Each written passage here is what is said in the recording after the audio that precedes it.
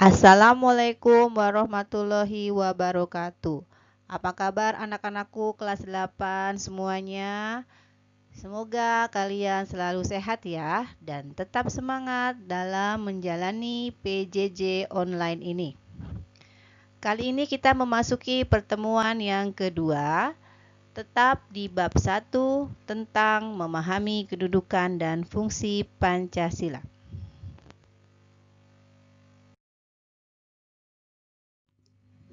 Pada materi sebelumnya, di sesi pertama, kalian sudah belajar tentang arti kedudukan dan fungsi Pancasila.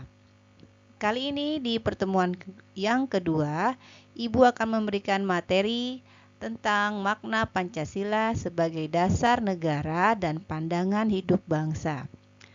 Ibu harapkan kalian menyimak baik-baik dan fokus dalam mendengar.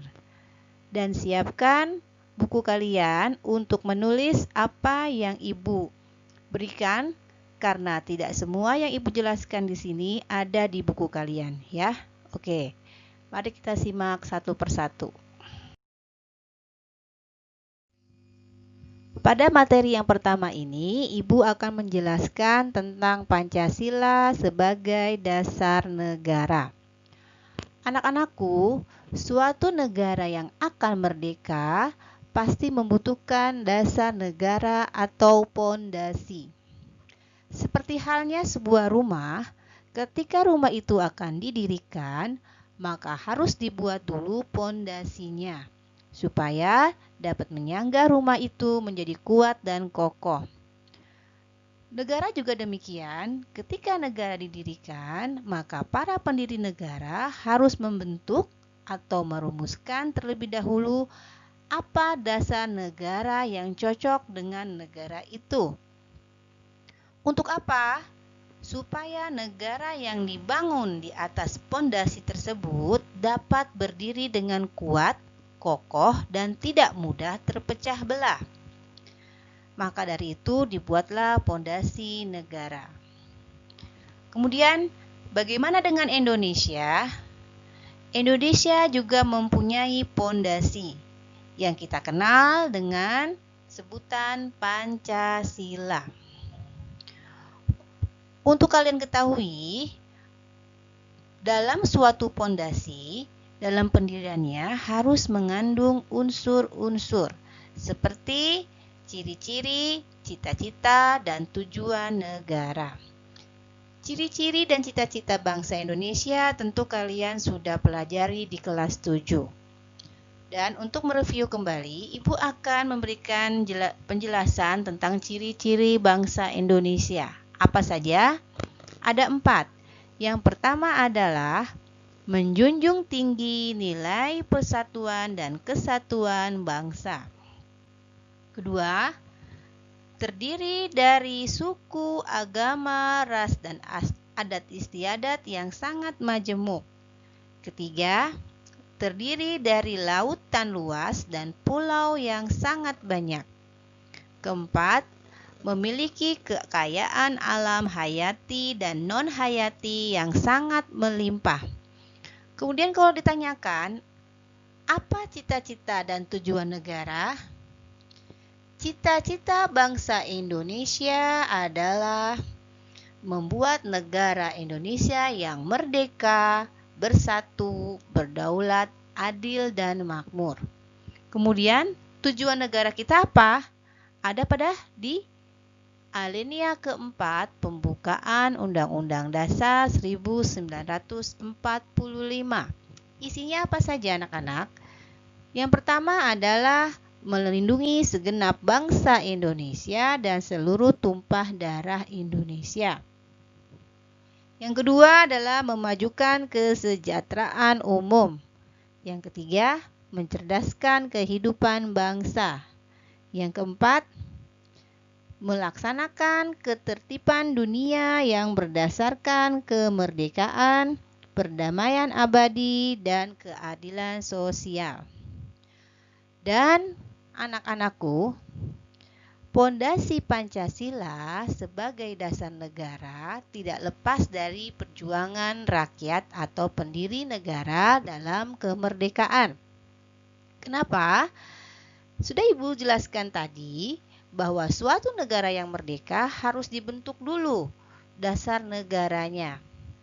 Jadi, Indonesia juga seperti itu. Ketika harus meraih kemerdekaan, sebelumnya harus merumuskan dahulu dasar negara. Yang kita ketahui adalah Pancasila. Baru setelah dirumuskan, dibuat sampai selesai, barulah Indonesia bisa memproklamasikan kemerdekaannya. Oke, paham ya? Lalu, apa arti dari makna Pancasila sebagai dasar negara?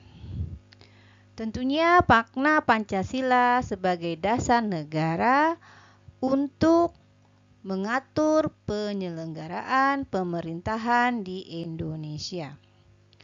Perlu kalian ketahui bahwa Pancasila ini merupakan kaidah hukum yang fundamental. Artinya, Pancasila ini bersifat tetap dan tidak dapat dirubah atau diganti dengan ideologi lainnya.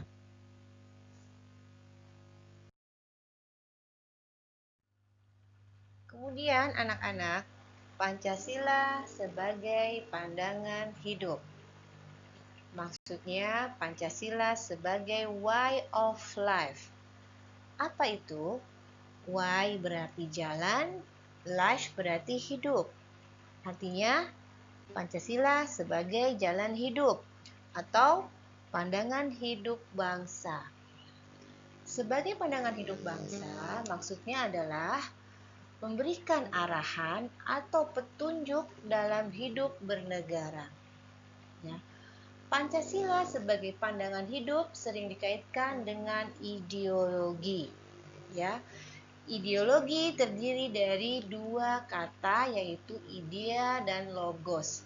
Idea itu berarti gagasan atau konsep, logos berarti ilmu atau pengetahuan. Jadi, ideologi adalah gagasan atau konsep yang berisi tentang pengetahuan atau ilmu. Dan ideologi Indonesia adalah Pancasila, ya.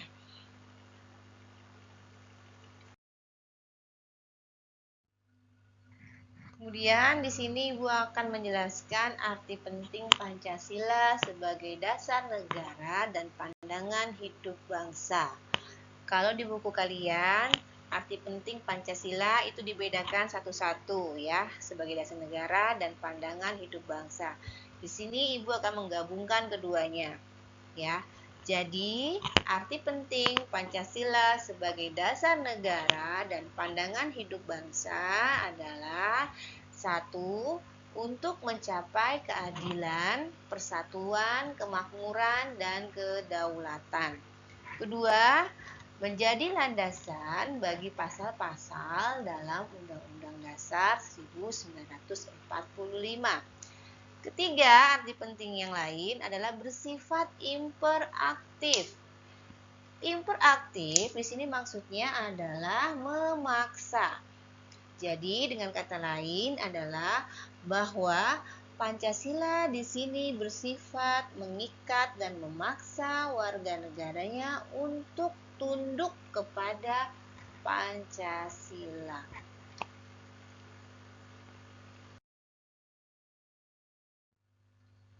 Dan yang terakhir adalah hubungan antar sila dalam Pancasila.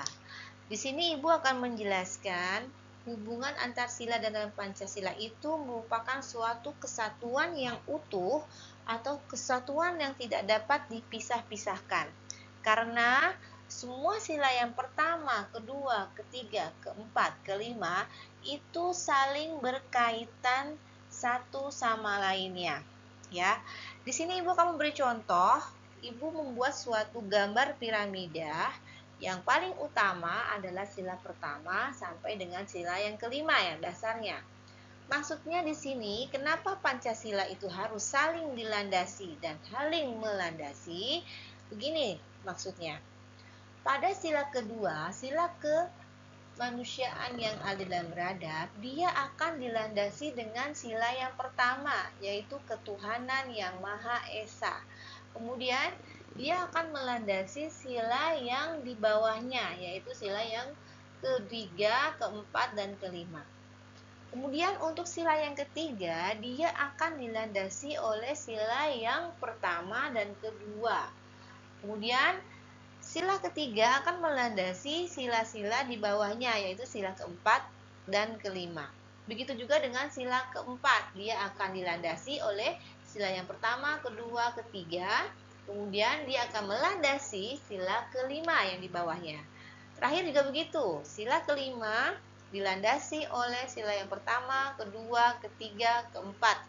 Ya, jadi semuanya saling berkaitan dan saling merupakan kesatuan yang utuh yang tidak bisa dipisah-pisahkan.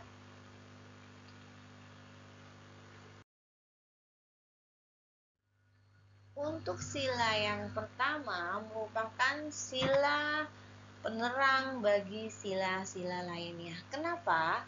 Karena yang pertama adalah ketuhanan yang Maha Esa, merupakan sila yang paling utama. Maksudnya di sini adalah ketika seseorang sudah dapat mengamalkan sila pertama, maka orang tersebut akan mudah mengamalkan sila-sila berikutnya. Tetapi apabila orang tersebut tidak dapat mengamalkan sila yang pertama, maka orang tersebut akan sulit sekali untuk melaksanakan atau memahami sila-sila berikutnya. Seperti itu ya anak-anak. Oke.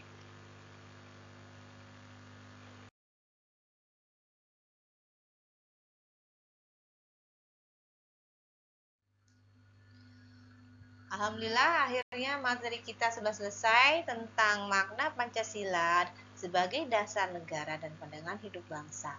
Ya, semoga kalian paham apa yang sudah Ibu sampaikan.